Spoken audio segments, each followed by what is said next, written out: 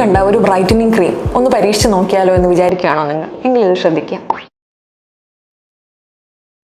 ഇന്ന് നമ്മുടെ മാർക്കറ്റിൽ ഒരുപാട് types of brightening creams available ആണ്.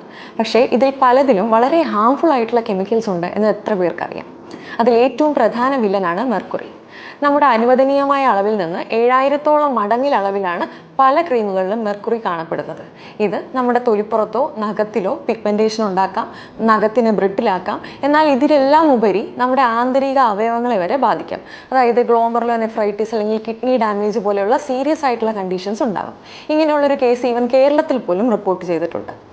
ഇനി രണ്ടാമത്തെ പ്രധാന വില്ലനാണ് സ്റ്റിറോയിഡ്സ്. ഡോക്ടർമാർ മൈൽഡ് ആയിട്ടുള്ള സ്റ്റിറോയിഡ്സ് പല പിഗ്മെന്ററി കണ്ടീഷൻസിനും പ്രിസ്ക്രൈബ് ചെയ്യാറുണ്ട്, പക്ഷേ വളരെ ലിമിറ്റഡ് ആയിട്ടുള്ള സമയത്തേക്ക് മാത്രം.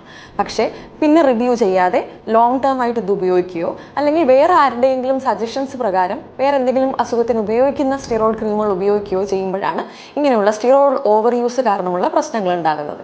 ഇതിനെ ടോപ്പിക്കൽ സ്റ്റിറോയിഡ് ഡാമേജ്ഡ് ഫേസ് എന്നാണ് വിളിക്കുന്നത്. അതായത് മുഖത്ത് ചുവപ്പ് വരിക, പൊരിച്ചിലുണ്ടാകുക, ബേണിംഗ് സെൻസേഷൻസ് ഉണ്ടാവുക, ഹെയർ ഗ്രോത്ത് കൂടുക, സ്ട്രെച്ച് മാർക്സ് ഉണ്ടാവുക, ഒരുപാട് ഇൻഫെക്ഷൻസ് വരിക, അങ്ങനെയുള്ള പ്രശ്നങ്ങൾ വരുമ്പോഴാണ് നമ്മൾ ഇതിനെ TSDF എന്നൊരു കണ്ടീഷനായിട്ട് പറയുന്നത്. ഇനി മൂന്നാമത്തെ കോമ്പൗണ്ടാണ് ഹൈഡ്രോക്വിനോൺ. ഇത് ബ്രൈറ്റനിങ് ക്രീമുകളിൽ പണ്ട് സ്ഥിരമായി ഉപയോഗിച്ചിട്ടുണ്ടായിരുന്നെങ്കിലും ഇപ്പോൾ അതിൻ്റെ യൂസ് വളരെ ലിമിറ്റഡ് ആണ്. അതായത് ഒരു ലോങ് ടേം യൂസ് ഉണ്ടാക്കി കഴിഞ്ഞാൽ ഫേസിലോ നമ്മൾ അപ്ലൈ ചെയ്യുന്ന സ്ഥലത്തോ ഒരു ചാര നിറത്തിലുള്ള പിഗ്മെന്റേഷൻ ഉണ്ടാകാനുള്ള സാധ്യതയുണ്ട്. അതിന് എക്സോജീനസ് ഓക്രോണോസിസ് എന്നാണ് പറയുന്നത്.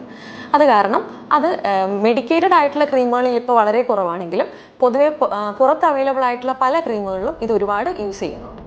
ഇനി ഇതുപോലുള്ള എത്രയോ കെമിക്കൽസ് ഈ സ്കിൻ ബ്രൈറ്റനിങ് ക്രീമുകളിൽ ഉണ്ടാവാം. അതുകൊണ്ട് തന്നെ നിങ്ങളൊന്ന് ഉപയോഗിക്കുന്നതിന് മുമ്പ് ഒരു ഡെർമറ്റോളജിസ്റ്റിനെ കണ്ടത് അവരുടെ സജഷൻ തേടുക എന്നുള്ളത് വളരെ അനിവാര്യമാണ്.